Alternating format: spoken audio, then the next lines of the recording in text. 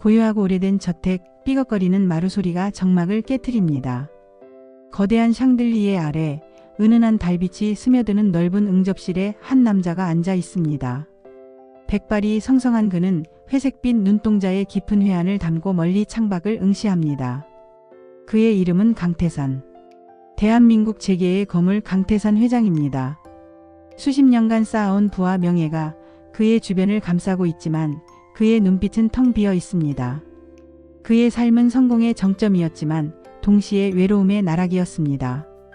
가진 것 전부를 잃어버린 듯한 그렇게 메마른 삶을 살아가고 있었습니다. 하지만 이 고독한 성에 어느 날 갑자기 한 줄기 따스한 햇살 같은 존재가 나타납니다. 먼지 쌓인 저택의 칙칙한 공기를 단숨에 정화시키는 듯한 밝고 싱그러운 기운을 가진 그녀. 바로 이 저택의 새로운 가정부 서아름입니다. 아름은 낡은 교복을 입고 낡은 운동화를 신은 채 회장님 댁 대문 앞에 서 있었습니다. 초인종을 누르자 육중한 대문이 스르륵 열리고 그녀는 그 거대한 저택의 위용에 압도당합니다. 입구에서부터 뿜어져 나오는 고풍스러운 분위기는 마치 다른 시대로 넘어온 듯한 착각을 불러일으켰습니다. 넓은 정원, 분수대, 그리고 그 뒤로 웅장하게 서 있는 저택. 아름은 침을 꿀꺽 삼키며 조심스럽게 발걸음을 옮겼습니다.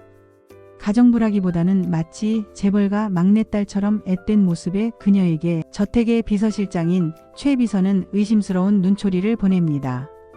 서아름 씨 맞습니까? 이력서를 보니 겨우 20살인데 가정부 경험이 있다고 해서. 최 비서의 말끝이 흐려졌지만 아름은 당당하게 고개를 들었습니다. 네, 맞습니다. 서아름입니다. 어릴 때부터 할머니를 모시고 집안일을 도맡아 해서요. 청소, 요리, 빨래, 다림질 못하는 게 없습니다. 그녀의 똘망똘망한 눈빛과 야무진 목소리에 최 비서는 살짝 놀라는 기색이었습니다. 어딘가 모르게 당돌하면서도 동시에 순수한 매력이 느껴지는 아이였습니다. 그렇게 아름은 강 회장 저택의 새로운 가정부가 됩니다. 그녀의 등장은 저택에 큰 변화를 가져왔습니다.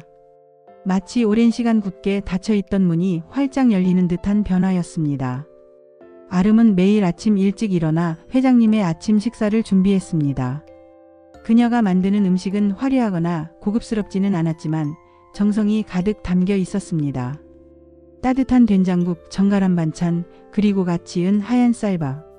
강 회장은 늘 입맛이 없다는 핑계로 아침 식사를 거르기 일쑤였지만 아름이 만든 첫 아침 식사는 달랐습니다. 처음에는 무심하게 숟가락을 들었던 그는 한 숟가락, 두 숟가락. 어느새 그릇을 비우고 있었습니다. 낯설면서도 익숙한 어딘가 어머니의 손맛이 느껴지는 따뜻한 맛이었습니다. 회장님은 무표정한 얼굴로 식사를 마쳤지만 아름은 그의 빈 그릇을 보며 작게 미소 지었습니다. 그녀는 또한 저택 곳곳을 깨끗하게 청소했습니다. 먼지 한 톨 없는 거실, 반짝이는 식탁, 윤이 나는 바닥. 그녀의 손길이 닿는 곳마다 생기가 돌기 시작했습니다. 눅눅하고 어두웠던 저택의 분위기가 서서히 밝아지기 시작한 것입니다. 아름의 맑고 꾸밈 없는 모습은 강 회장의 차가운 마음속에 작은 파문을 일으켰습니다. 강 회장은 매일 아침 아름이 차려주는 소박하지만 따뜻한 아침 식사를 기다리게 되었습니다. 그는 식탁에 앉아 신문을 읽는 척했지만 사실은 아름이 주방에서 분주하게 움직이는 모습에 시선이 닿아 있었습니다. 그녀가 콧노래를 부르며 설거지를 하거나 작은 실수에 혼잣말로 투덜거리는 모습은 그의 메마른 일상에 작은 재미를 선사했습니다. 강 회장은 자신도 모르게 아름에게서 눈을 떼지 못하게 되었습니다. 그녀의 해맑은 웃음소리, 힘차게 움직이는 손길, 그리고 때로는 엉뚱한 말실수까지도 그에게는 신선한 자극이었습니다. 그녀는 저택의 일상에 잔잔한 활력을 불어넣는 존재가 되었습니다. 어느 날 강 회장은 밤늦게까지 서재에서 일을 하고 있었습니다. 그는 오랜 사업 경험으로 쌓인 피로와 스트레스로 인해 두통을 느끼고 있었습니다. 이마를 짚고 잠시 눈을 감고 있는데 노크 소리가 들렸습니다. 회장님, 괜찮으세요? 제가 따뜻한 차를 가져왔습니다. 아름의 목소리였습니다. 그녀는 김이 모락모락 나는 허브차를 들고 들어왔습니다. 늦은 시간까지 일하시면 건강에 안 좋습니다. 이 차가 두통에 좋다고 해서 제가 직접 다렸어요. 아름은 작은 손으로 조심스럽게 찻잔을 강 회장 앞에 놓았습니다. 강 회장은 아름의 얼굴을 말없이 응시했습니다. 그녀의 얼굴에는 걱정스러운 기색이 역력했습니다. 늦은 시간까지 깨어 자신을 살피는 아름의 모습에 강 회장의 마음속에는 잊고 지냈던 따뜻한 감정이 스멀스멀 피어오르기 시작했습니다. 그는 따뜻한 차를 한 모금 마셨습니다. 차에서 은은하게 풍기는 향기와 온기가 그의 지친 몸과 마음에 위로를 주었습니다. 고맙다. 그는 나지막이 말했습니다. 아름은 놀란 듯 눈을 크게 떴습니다. 강 회장에게서 들은 첫 감사 인사였습니다. 그녀는 환하게 미소 지으며 대답했습니다. 천만에요, 회장님. 제가 할 일인걸요. 그 순간 강 회장의 얼어붙었던 심장에 작은 금이 가기 시작했습니다. 그날 이후로 강 회장은 아름에게 조금씩 마음을 열기 시작했습니다. 그는 아름에게 사적인 이야기들을 조금씩 털어놓기 시작했습니다. 아름은 강 회장의 이야기를 묵묵히 들어주었습니다. 때로는 그에게 따뜻한 위로의 말을 건네기도 하고 때로는 엉뚱한 질문으로 분위기를 환기시키기도 했습니다. 강 회장은 아름과의 대화에서 위안을 얻었고 그녀의 순수하고 밝은 에너지는 그의 삶에 새로운 활력을 불어넣었습니다. 강 회장은 아름에게 점차 의지하게 됩니다. 그의 삶의 고독함은 아름의 존재로 인해 서서히 녹아내리고 있었습니다. 아름은 그저 가정부로서의 역할을 넘어 강 회장의 유일한 이해자이자 가장 가까운 벗이 되어가고 있었습니다. 그는 아름과 함께하는 시간이 가장 편안하고 행복하다는 것을 깨달았습니다. 그녀는 그에게 단순한 가정부가 아니었습니다.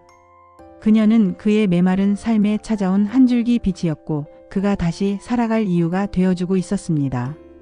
하지만 두 사람의 관계는 순탄치만은 않았습니다. 강 회장의 가족들은 아름의 존재를 탐탁지 않게 생각했습니다. 특히 강 회장의 아들인 강준혁은 아름을 경계했습니다. 준혁은 아버지의 유산을 노리는 불순한 의도를 가진 사람이라고 아름을 오해했습니다. 그는 아름에게 노골적으로 적대감을 드러냈고 아름을 저택에서 내쫓으려고 온갖 방법을 동원했습니다. 준혁은 아름에게 모욕적인 말을 퍼붓고 그녀의 자존심을 긁는 행동을 서슴지 않았습니다. 그는 아름이 감히 아버지의 곁을 넘보는 존재라고 생각했습니다. 내까지 꽤 뭔데 감히 우리 아버지 옆에 있어. 주제를 알아라, 가정부 주제에. 준혁의 날카로운 말은 아름의 가슴에 비수처럼 꽂혔습니다. 아름은 그런 준혁의 태도에 상처받았지만 강 회장의 곁을 떠나지 않았습니다. 그녀는 강 회장을 진심으로 아끼고 존경했기에 모든 모욕과 멸시를 감수했습니다. 어느 날 준혁은 아름을 함정에 빠뜨리기로 결심합니다. 그는 아름이 중요한 서류를 훔쳤다고 거짓 누명을 씌웠고 강 회장에게 아름을 해고하라고 종용했습니다. 강 회장은 준혁의 말에 흔들리지 않았습니다. 그는 아름의 결백을 믿었고 준혁의 의도를 간파했습니다. 그는 오히려 준혁을 엄하게 꾸짖었습니다. 내가 감히 누구에게 함부로 하는 것이냐. 아름 씨는 나의 소중한 사람이다. 다시는 이런 무례한 행동을 하지 마라. 강 회장의 단호한 태도에 준혁은 충격을 받았습니다. 그는 아버지가 아름에게 그토록 깊은 감정을 품고 있을 줄은 상상도 못했습니다. 강 회장의 굳건한 신뢰와 지지는 아름에게 큰 위로와 용기가 되었습니다. 그녀는 강 회장의 따뜻한 마음을 다시 한번 확인할 수 있었습니다. 그리고 그 순간 아름은 강 회장을 향한 자신의 감정이 단순한 존경심을 넘어선 것임을 깨달았습니다. 그녀는 그를 사랑하고 있었습니다. 나이 차이, 신분 차이, 모든 것을 초월한 사랑이었습니다. 아름은 자신의 감정을 깨달은 후 혼란스러웠습니다. 감히 회장님을 사랑하다니.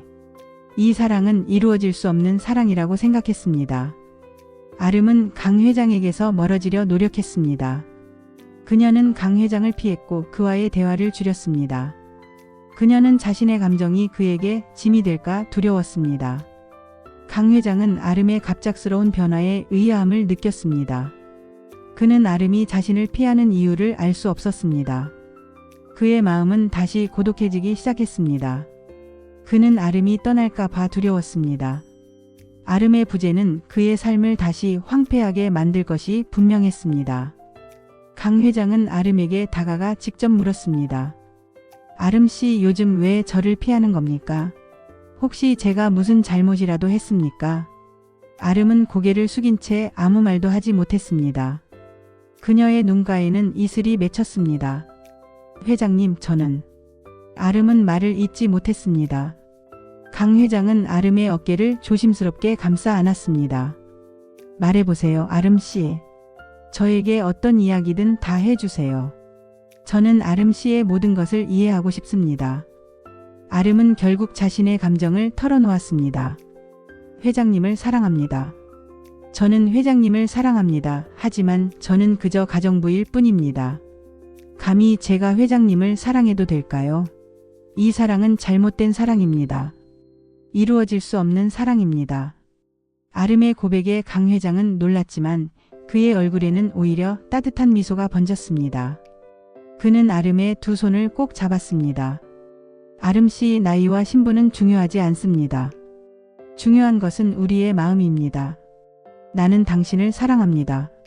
나도 당신을 진심으로 사랑하고 있었습니다. 당신이 나의 메마른 삶에 찾아온 한 줄기 빛이었습니다.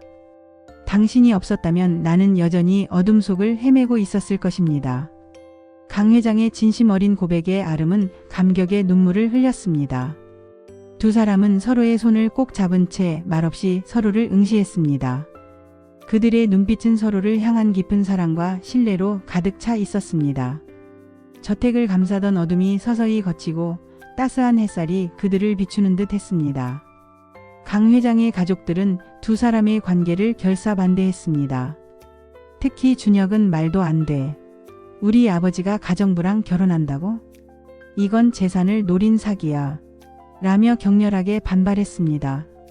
언론에서도 두 사람의 관계를 대서특필하며 온갖 루머를 퍼뜨렸습니다. 재벌 회장 20살 가정부와 사랑에 빠지다. 신데렐라 스토리의 현실판인가 아니면 불순한 의도인가 등의 자극적인 헤드라인들이 쏟아져 나왔습니다. 아름은 사람들의 손가락질과 비난에 상처받았습니다. 하지만 강 회장은 흔들리지 않았습니다. 그는 아름의 손을 잡고 세상에 당당히 맞섰습니다. 나의 사랑은 진심입니다. 아름 씨는 나의 모든 것입니다. 그 누구도 우리의 사랑을 방해할 수 없습니다. 강 회장은 기자회견을 열어 아름과의 관계를 공식적으로 발표했고 아름을 향한 모든 비난과 오해에 대해 강력하게 대응했습니다. 그는 아름이 자신에게 얼마나 소중한 존재인지를 세상에 알렸습니다. 그리고 아름에게 청혼했습니다. 그는 무릎을 꿇고 아름에게 반지를 내밀었습니다. 아름 씨, 나와 결혼해 주겠습니까? 남은 평생을 당신과 함께하고 싶습니다. 아름은 감격에 겨워 눈물을 흘리며 고개를 끄덕였습니다. 두 사람은 모든 역경을 이겨내고 결혼을 약속했습니다. 그들의 사랑은 세상의 편견과 시련을 이겨낸 진정한 사랑으로 기억될 것입니다. 강 회장과 아름은 마침내 결혼식을 올렸습니다. 화려하고 성대한 결혼식이었습니다. 강 회장은 행복한 미소를 감추지 못했고 아름은 세상에서 가장 아름다운 신부가 되어 강 회장의 손을 잡았습니다. 그들의 결혼은 재벌가에 큰 파장을 일으켰지만 동시에 많은 사람들에게 진정한 사랑의 의미를 다시 한번 생각하게 하는 계기가 되었습니다. 결혼 후 아름은 강 회장의 든든한 아내가 되어 그의 곁을 지켰습니다. 그녀는 강 회장의 사업을 내조하고 그의 삶의 가장 큰 버팀목이 되어 주었습니다. 강 회장 또한 아름을 세상에서 가장 소중한 사람으로 여기며 그녀에게 모든 사랑을 쏟았습니다. 두 사람은 서로를 존중하고 아끼며 행복한 가정을 꾸렸습니다. 세월이 흘러 강 회장은 점점 더 아름에게 의지하게 되었고 아름은 그의 곁에서 변함없이 따뜻한 사랑을 주었습니다. 그들은 나이와 신분을 초월한 사랑이 진정으로 어떤 것인지를 보여주었습니다. 강 회장은 병상에 누워서도 아름의 손을 놓지 않았습니다. 그는 아름의 손을 잡고 흐릿한 눈으로 그녀를 바라보았습니다. 아름아, 고맙다. 내 덕분에 내 삶이 얼마나 행복했는지 모른다. 사랑한다, 내 아름아. 그의 마지막 말은 아름에 대한 깊은 사랑과 감사의 마음으로 가득 차 있었습니다. 아름은 강 회장의 손을 잡고 흐느꼈습니다. 회장님, 저도 사랑해요. 사랑해요. 강 회장은 아름의 품에서 평화롭게 눈을 감았습니다. 그의 마지막 순간은 고독하지 않았습니다. 사랑하는 아름의 곁에서 사랑하는 아름의 손을 잡은 채 평화롭게 잠들 수 있었습니다. 강 회장의 장례식은 엄숙하고 경건하게 치러졌습니다. 수많은 사람들이 강 회장의 마지막 가는 길을 배웅했습니다. 아름은 강 회장의 영정 앞에서 묵묵히 서 있었습니다. 그녀의 눈에는 슬픔이 가득했지만 동시에 강 회장과의 아름다운 추억들이 스쳐 지나가는 듯 했습니다. 강 회장이 떠난 후 아름은 강 회장의 유언에 따라 모든 재산을 상속받게 됩니다. 강 회장은 자신의 모든 재산을 아름에게 남겼습니다. 준혁은 강 회장의 유언에 격분했습니다. 말도 안 돼. 어떻게 아버지가 모든 재산을 저 가정부한테 물려줄 수 있어? 이건 분명 조작된 거야. 준혁은 유언의 무효화를 주장하며 소송을 제기했습니다. 그러나 법원은 강 회장의 유언이 정당하다고 판결했습니다. 강 회장은 생전에 아름에게 모든 재산을 물려주겠다는 의사를 명확히 밝혔고 이를 뒷받침할 증거들도 충분했습니다. 준혁은 결국 모든 소송에서 패소하고 아름은 강 회장의 모든 재산을 상속받게 됩니다.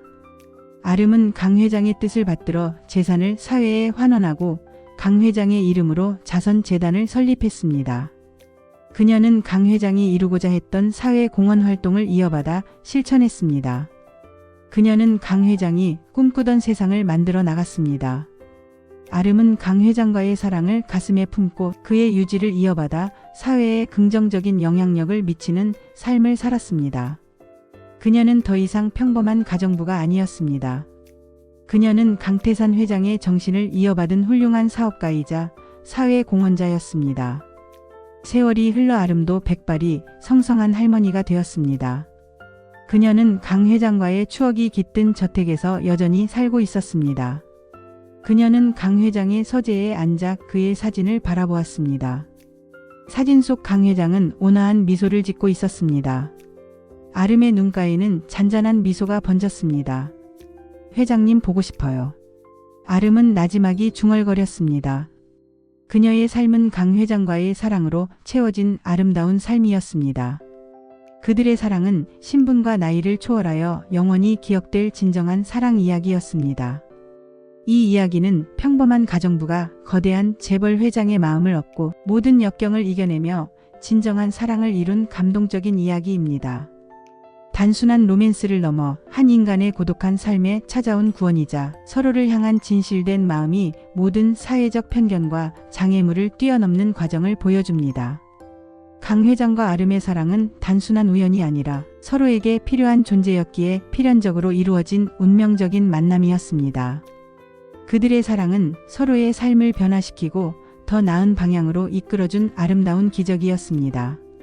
이 이야기는 우리에게 진정한 사랑의 의미와 가치를 다시 한번 깨닫게 해줍니다. 사랑은 나이, 신분, 배경 등 그 어떤 것도 중요하지 않다는 것을, 오직 서로를 향한 진실된 마음만이 가장 중요하다는 것을 말입니다.